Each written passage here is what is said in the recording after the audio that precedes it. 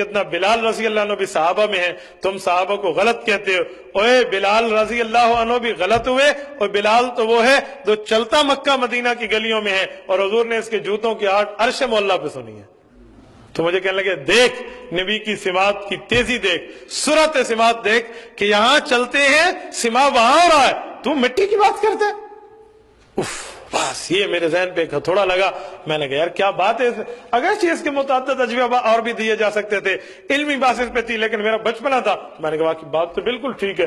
اس سے میں واپس پلٹا، پھر مولوی سعید کے پاس، جب دوسرے جلسے میں پہنچے، ہاں بھائی بتا، کسی نے جواب دیا، بھئی یہ ایک جواب سامنے ہے، اللہ اکبر۔ وہ شخص اس وقت سم بکم عمی ان کا مصداق تھا، اس کی زبان ہل نہیں رہی تھی، انہوں نے کہا یہ تو معجزہ ہے، اور اچانک میرے منہ سے نکلا کہ کیا معجزہ کفر ہوتا ہے؟ یہ نہیں مانے۔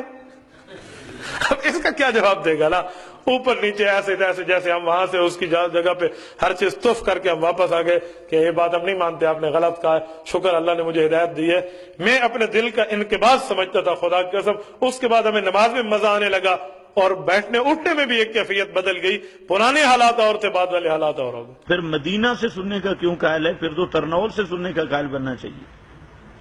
دلیل یہ دیتا ہے کہ جنت میں بلال زمین پہ تھے، آپ نے جنت میں سنا، اور دعویٰ یہ ہے کہ قبر کے قریب سے سنتے ہیں، پھر تو قریب نہ ہوا نا، پھر تو کٹر مشرک بن کے، واضح مشرک بن کے کہے کہ اسلام آباد سے بھی سنتے ہیں، پشاور سے بھی سنتے ہیں، ہر جگہ پہ سنتے ہیں۔ تو یہ جو مولوی ہیں، اللہ ان کو ہدایت دے، یہ بالکل پٹڑی سے اترے ہیں۔ جو مسئلہ ہوتا ہے خرق عادت، اب خرق عادت میں بندے کا اختیار نہیں ہوتا، یہ اللہ تعالیٰ کا فعل ہے، وہاں بندہ مجبور ہے۔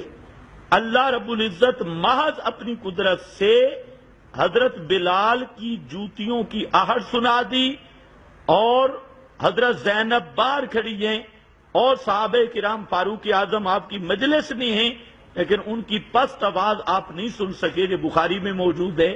تو قانون یہی ہے کہ کوئی بھی مافوق الاسباب نہیں سنتا۔ جہاں خرق عادت ہے، یہاں پر بعض بدھوؤں کو یہ بھی دھوکہ لگا ہے، وہ سمجھتے ہیں کہ خرق عادت میں مخلوق کا کسب ہے، اس لیے وہ کہتے ہیں، جو مماتی کہتے ہیں خرق عادت شرک جائز ہے۔ یہ ان الوؤں کو پتہ ہی نہیں، خرق عادت اس لیے شرک نہیں کہ خرق عادت میں کاسب بھی اللہ ہے، خالق بھی اللہ ہے۔ تو اب اس کی مثال آپ سمجھیں، اللہ تعالیٰ نے جہان اسباب سے مرتبط کیا ہے، مرد بیوی کا جوڑا ملے تو اولاد ہوتی ہے، عادت یہی ہے۔ اور خرق عادت حضرت عیسیٰ کو بغیر باپ کے پیدا کر دیا۔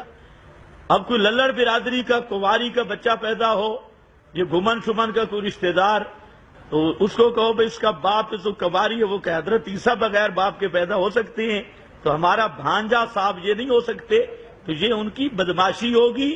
ہم کہیں گے خرق عادت قانون عام نہیں بنتا، قانون اور عادت ہے۔ ڈنڈے سے سانپ پیدا ہوتا، اپنا انڈے سے سانپ پیدا ہوتا ہے، حضرت موسیٰ کے ڈنڈے کو سانپ بنا دیا، ہر ایک کا ڈنڈا نہیں بنتا۔ اسی طرح قانون یہی ہے کہ نبی کریم صلی اللہ علیہ وسلم بھی انقطاع اسباب کے بعد نہیں سنتے، عادت یہی ہے۔